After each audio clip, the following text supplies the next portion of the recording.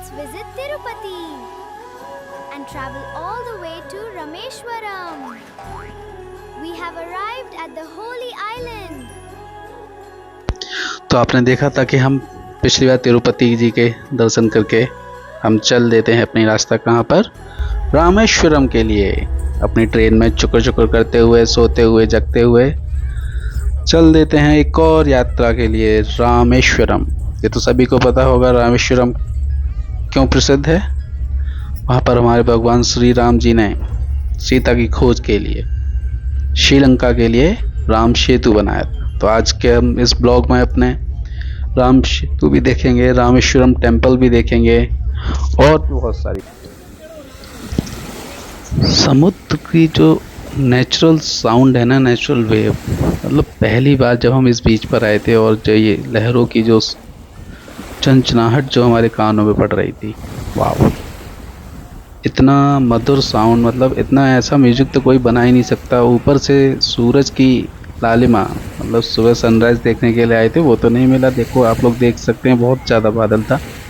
तो जब सूरज ऊपर आ गया था तभी हमने ये देख पाया था, वरना तो सुबह सुबह सनराइज तो नहीं देख पाए थे। लेकिन इधर ये ओशियन और ये पीछे एकदम, मतलब ये जो लैंडस्केप बना था ना, एकदम ज़बरदस्त लैंडस्केप था भाई।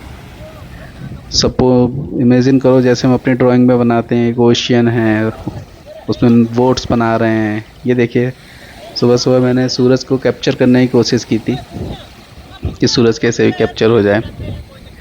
राइजिंग करते हुए तो नहीं कर पाए, लेकिन हाँ बादलों के पीछे था तब हमने करने की कोशिश की। और ऊपर से ये जहाज़, जितने भी आपको ये शिप दिखाई दे रहे हैं ना, ये सभी शिप किसके हैं? मछुआरों के। यहाँ बगल में ही, मतलब पास में ही था, एक फिशिंग पोर्ट भी था। तो यहाँ पर क्या है कि ज़्यादा खेती बाड़ी होती नहीं है, तो सभी लोग अपना क्या करते हैं, मछली से ही देखते हैं, बिजनेस वगैरह। और ये जो बीच है, इसको तो ऐसे समझ लो जैसे कचला घाट है। जो भी तिरुपति जी के दर्शन करने जाते हैं उसके बाद रामेश्वरम जरूर आएंगे। इधर एक मंदिर बहुत प्रसिद्ध है, उस मंदिर को भी दिखाएंगे हम। और एक बार फिर से देखो सूरज, बहुत अच्छा लग रहा है। मतलब सुबह सुबह ये सीन देखकर ना जो आनंद आया था, और ऊपर से ये समुद्र की जो लहरों की जो साउंड है, वाह वाह, मतलब शब्दों में बयान नहीं कर सकते। हम पर तो भाई रुका नहीं गया, हमने तो गए कि सूरज देवता को चढ़ाएंगे क्या, जल, और अपना अंदर जय समुद्र देवता कहते हुए अंदर चले गए। और सूरज देवता को हमने चढ़ाया भैया जल। पहली बार, मतलब मॉर्निंग में सुबह ही सुबह रामेश्वरम, इतने तीर्थ स्थल, आपको तो पता ही होगा रामेश्वरम 4 धामों में से एक धाम माना जाता है भारत का। तो इधर जाते मतलब अलग ही नज़ारा था भाई। ऊपर से समुद्र की लहरें, ठंडा ठंडा पानी। लेकिन ये पानी जो था ना भाई, ऐसा समझ लो एक गिलास पानी में आधा गिलास नमक घोर लो और उसको अगर चखोगे, मैं भी देख रहा था भाई, देखो कुछ नमक वमक मिल जाए, कुछ मिल जाए।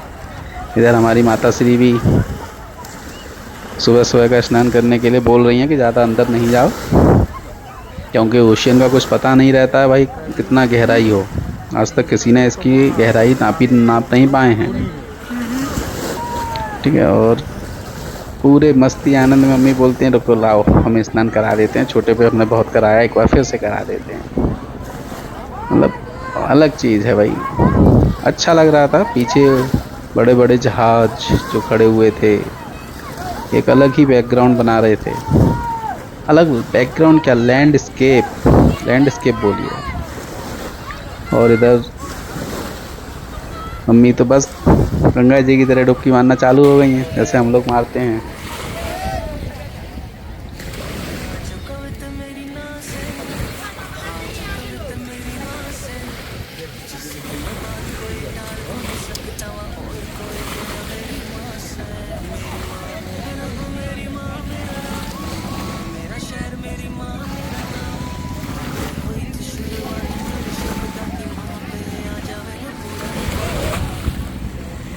हेलो गाइस, हम हैं अभी रामेश्वरम के बीच पे, और देख लो इधर पीछे मेरे तिरुपति के बाद सीधे इधर ही। और ये सोनी पानी से डरती हुई जो कह रही है कि इसमें पता नहीं कौन कौन सी चीज। मतलब मज़ा तो आ रहा था, लेकिन भाई ओशियन है कि अंदर जाने का मन भी कर रहा था, लेकिन डर भी लग रहा था। एक बार को तो ये यहाँ पे पैर मेरा फिसल भी गया था। लग रहा था कि भाई बस गया फोन मेरा, बस गया गया गया, लेकिन किसी तरह मैंने अपना बैलेंस किया। मतलब मस्त है भाई, आप लोग आइए। और इसके बाद हम चल देते हैं धनुषकौड़ी की ओर। सबसे पहले हमारा टेम्पल कोंडमार टेम्पल। यहाँ पर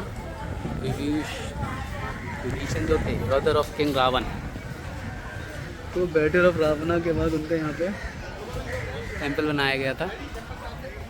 तो हम लोग अभी वही देखने जाएंगे। ये देखिए लॉर्ड रामा की स्टैच्यू, हनुमान।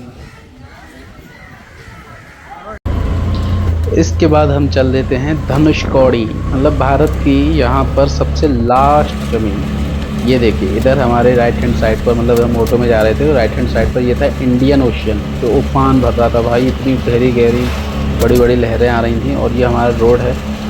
इस रोड पर ना शाम को 6 बजे के बाद सभी ट्रैफिक बंद कर देते हैं, क्योंकि और ये इधर है बे ऑफ बंगाल, एकदम साइलेंट, कुछ भी नहीं है। लेकिन इधर भी रात में पानी आता है भाई, जैसा पानी अभी यहाँ दिखाई दे रहा है ना, एकदम अच्छा खासा ऊपर आता हुआ पानी बे ऑफ बंगाल में भी आता है। और इधर की जो लहरें इतनी तेज़ थी, इधर किसी को भी आने की अनुमति नहीं थी।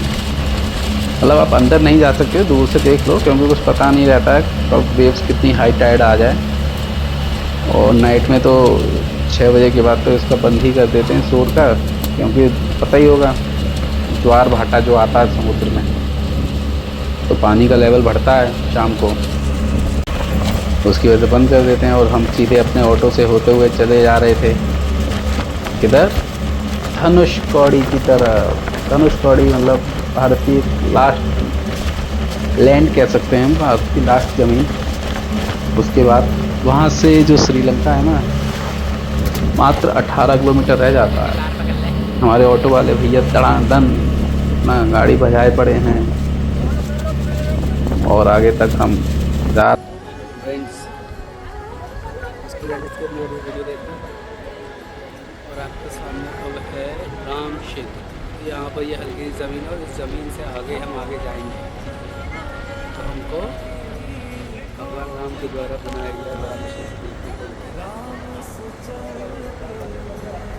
इधर दो समुद्रों का संगम भी कहते हैं, एक वे ऑफ बंगाल, इधर ये तूफान जो आप देख रहे हो ये है इंडियन ओशियन। और ये जो है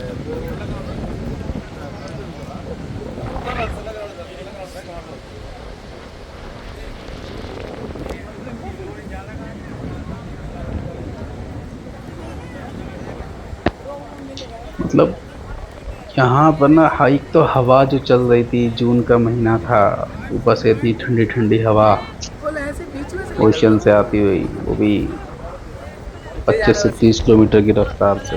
वाह,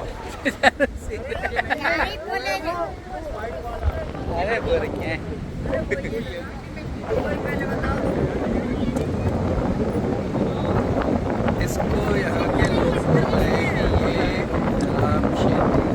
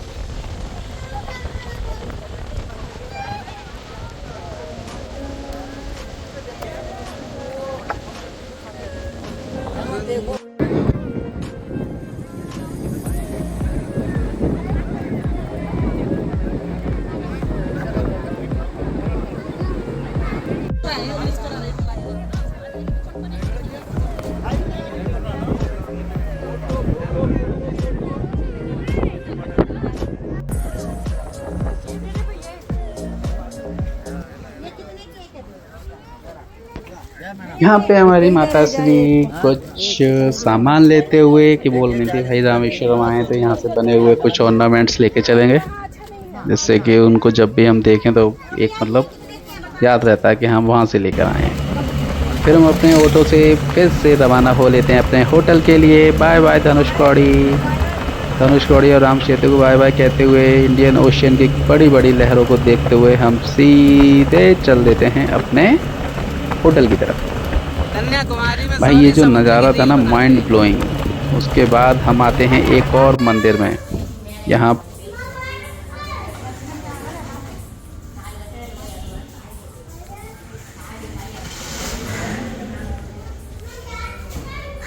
ये लक्ष्मण कुंड है, जहाँ माता सीता रानी ने स्नान किया था।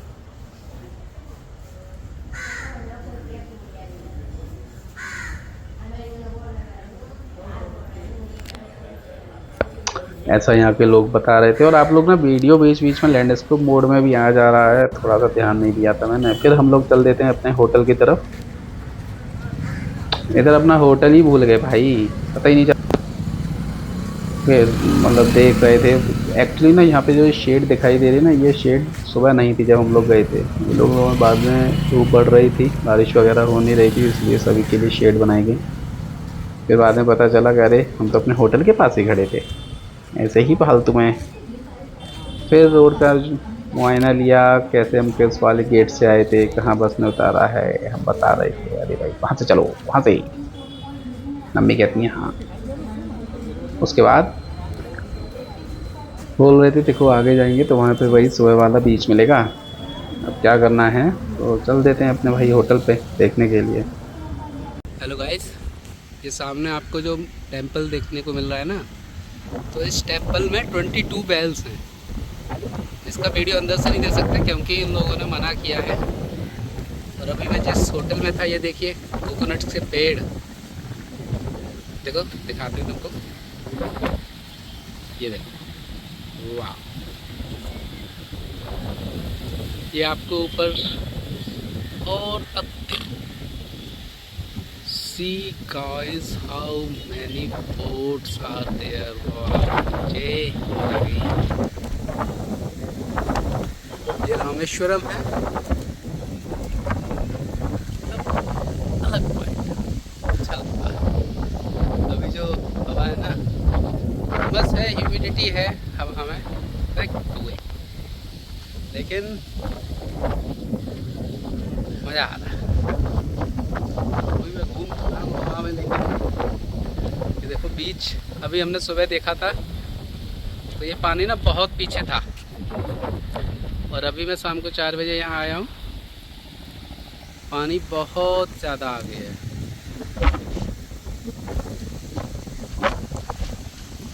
ये रामेश्वरम का आज हमारा फर्स्ट डे है। अलग ही व्यू है इसका, अच्छा लग रहा है। तो हवा इतनी प्यारी सी चल रही है, ऊपर से ये शिप नहीं कहेंगे इनको, ये मछली पकड़ने वाली बोट्स हैं। मछली पकड़ने वाली ये बोट्स हैं, और इन बोट्स में सभी मछुआरे मतलब फिश पकड़ने जाते हैं। सारे देखो रामेश्वरम, इधर श्री राम भगवान ने माता सीता को ढूंढने के लिए राम सेतु बनाया था धनुषकौड़ी में, मैंने आपको दिखाया था। दूर दूर तक जहाँ तक नजर जा रही है सिर्फ पानी ही पानी। ये जो है ना बे ऑफ बंगाल है, इस साइड जो वाटर है वो क्या है, बे ऑफ बंगाल। अभी शाम को और दिखाऊंगा मैं तुमको, और शाम को देखना ही मुझे लगा ये पूरा ये वाली जो बोट है, ये वाली बोट यहाँ तक आ जाएगा। चलिए गाइस, फिर हम अगले दिन चल देते हैं पंबन ब्रिज को देखने अपनी बोट में टुकुर टुकुर करते हुए। बहुत क्यूरियोसिटी हो रही थी क्योंकि पंबन ब्रिज ना एकदम समुद्र के बीच में बना है। लेकिन वहाँ तक हमारी ट्रेन नहीं गई थी, हमको पहले ही उतरना पड़ा। वहाँ पे हमने देखा था ब्रिज, मतलब ब्रिज से पहले यहाँ पे कुछ मछलियाँ सूख रही थी, ड्राई फिश। क्योंकि इधर सबसे ज़्यादा जो इनका व्यापार है वो किसका है, मछलियों का है। मछुआरे ज़्यादा रहते हैं साउथ कोस्टल एरियाज़ में। तो यहाँ पर देखो मछली सूख जाएगी, इसको सूखने के बाद ये फिर देखो ये लोग मछलियाँ सूख खाते भी रही हैं हैं। जो। कोई कोई आटा आटा भी बनाता है इसका। अलग अलग टाइप की फिश थी इधर। ये पूरी बस्ती जो है वो मछुआरों की बस्ती थी। तो यहाँ पे एकदम इन्होंने साफ कर कर आके मछलियाँ रख दी हैं धूप में सूखने के लिए। और एक चीज़ देखो गाइस, एक भी कौवा नहीं लग रहा है इन पे मछली पर, क्योंकि कौवा का पेट पहले ही भरा रहता है। वहाँ इतनी मछलियाँ हैं, इतनी मछलियाँ हैं, मतलब गैंड सभी है वो है। सही रहते हैं। ये मछुआरे इन्होंने अपना एक अलग सा पोर्ट सा बना लिया है। फिर हम चल देते हैं रामेश्वरम का, मतलब पम्बन ब्रिज को देखने के लिए। लेकिन इसको जाने के लिए अब हमें रोड के ब्रिज पर चलना पड़ेगा, क्योंकि वो तो भाई बहुत दूर है। अभी चल रहे हैं धीमे धीमे। देखो इधर देखो ये बोट्स, इधर ये कंस्ट्रक्शन का वर्क चल रहा था। नाइट में समुद्र का पानी इसमें आ जाता होगा, ये लोग अपना आराम से नाइट में फिर बोट्स उस पानी में निकाल लेते हैं। इधर हम लोग चल रहे हैं, बहुत से लोग देख भी रहे थे इस ब्रिज को। मतलब अनोखा ब्रिज बनाया, आप लोगों ने इंस्टाग्राम की रील पे भी देखा होगा। पम्बन ब्रिज ओशियन के बीच में, दोनों तरफ साइड में। मतलब हमारे यहाँ पे तो नदियों के बीच में होता है। गंगा नदी पे ब्रिज बना है, कृष्णा नदी पे बना है, गोदावरी नदी पे बना है, लेकिन यहाँ पर ओशियन के बीच में। और ओशियन का पानी क्या है, रिवर का पानी नाइट में ऊपर नहीं आएगा, लेकिन ओशियन का पानी नाइट में अच्छा खासा ऊपर आ जाता है। इसलिए ये और ज़्यादा अद्भुत हो जाता है। और जब इस पर ट्रेन गुजरती है ना भाई, और नीचे ओशियन का लहरें मार रही हों, ऊपर से ये ट्रेन गुजर रही हो, ओहो अलग ही अंदाज। मतलब इसको हम कैप्चर नहीं कर पाए थे, क्योंकि रामेश्वरम जब आए थे तो सुबह के 4 बज रहे थे। और सुबह के 4 मतलब इतना अंधेरा था कि फ़ोन में इतना अच्छा वीडियो आ नहीं पा रहा था। और सभी लोग अपना फ़ोन ले लेके लगे हुए थे कैप्चर करने में, हम तो नहीं कर पा रहे थे। तो सोचा भाई नहीं कर पाएंगे तो क्या होगा, पास में नाइट में जाके दिन में उसी के पास में जाके देख लेंगे। तो अपना चले जा रहे थे, लेकिन भैया जाते जाते 3 किलोमीटर चल लिए, लेकिन ये ब्रिज आके ना दिखाई दिया।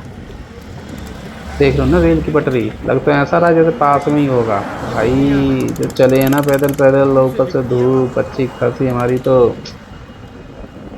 समझ सकते हो क्या हालत हुई होगी। ऊपर से ऑटो नहीं, ऑटो रुक जाए तो उनको हमारी लैंग्वेज नहीं पता है। भाई बात करोगे तो करोगे कैसे, ऑटो रोक भी लो, अब यही नहीं पता बोलें क्या उनसे।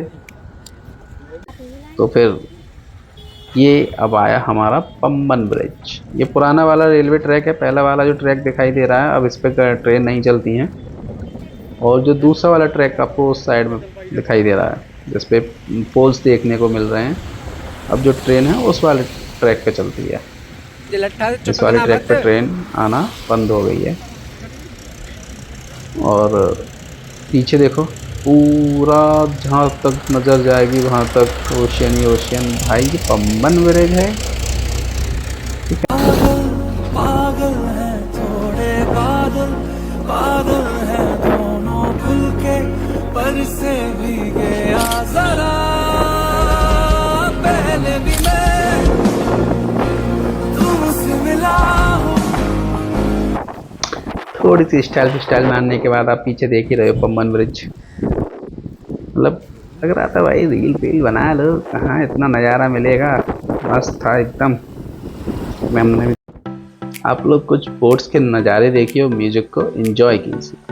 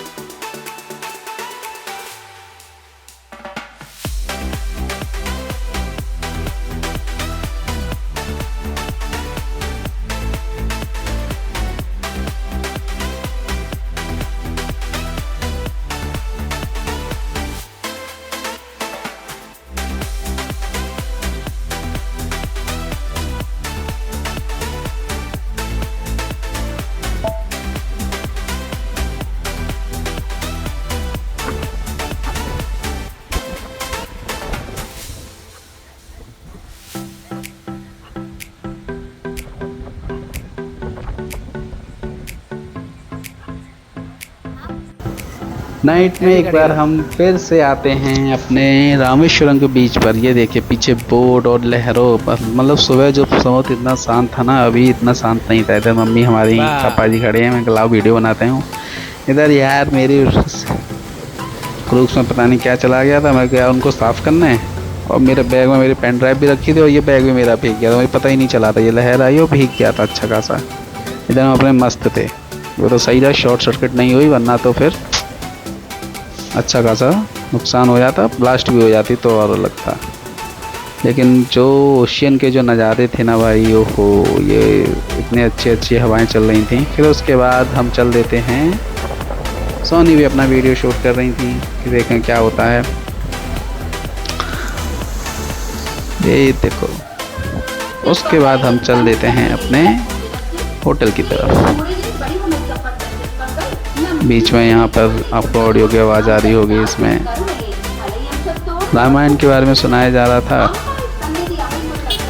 और अपने धीरे धीरे हम होटल की तरफ बढ़ते हुए, एक तो ना मेरे क्रूक्स से ना पैरों में, मतलब एक न्यू क्रूक्स थे तो हमारे पैरों में पड़ गए थे छाले। और ये देखिए यहाँ का मार्केट नाइट में, मतलब फुल नाइट खुला रहता है, तो श्रद्धालु आते ही रहते हैं, पूरे भारत देश से श्रद्धालु आते हैं यहाँ पे। तो मतलब अलग ही था अंदाज, पूरा मार्केट एकदम ऐसा लगता था जैसे मेला सा लगा हो। अलग अलग तरह की वैरायटी, साउथर्न स्टाइल, झूमर, ब्रेसलेट, सीप से बने हुए बहुत सारी चीज़ें थी। और अपना खरीदारी करो। ये अभी ऑफ सीजन चल रहा था यहाँ पर, मतलब टूरिस्ट लोग अभी इतना नहीं थे, बहुत सारे बच्चों के स्कूल बहुत जगह खुल जाते हैं तो नहीं आ रहे थे। और ये टेम्पल, इधर वही 22 कुएं का पानी जो था, अब कुएं का